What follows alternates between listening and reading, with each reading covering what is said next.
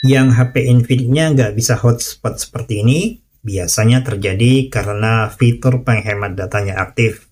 Lalu bagaimana cara menonaktifkan fitur penghemat datanya? Mungkin video ini bisa kamu simpan buat jaga-jaga jika suatu saat terjadi di HP Infinix-mu. Jadi, jika kamu cari-cari di pengaturan, kamu nggak akan menemukan fitur penghemat data. Jadi caranya adalah, kamu swipe aja layar HP Infinix-mu, kemudian nonaktifkan penghemat data.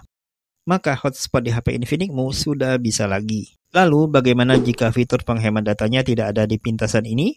Kamu tinggal klik aja titik 3 ini, lalu klik edit tombol pintasan. Scroll ke bawah, dan cari penghemat data. Lalu klik tambah. Maka fitur penghemat data akan muncul di menu pintasan ini. Jika masih gak muncul juga, off-kan HP-mu dan hidupkan kembali. Oke, semoga bermanfaat. Salam trik and trick.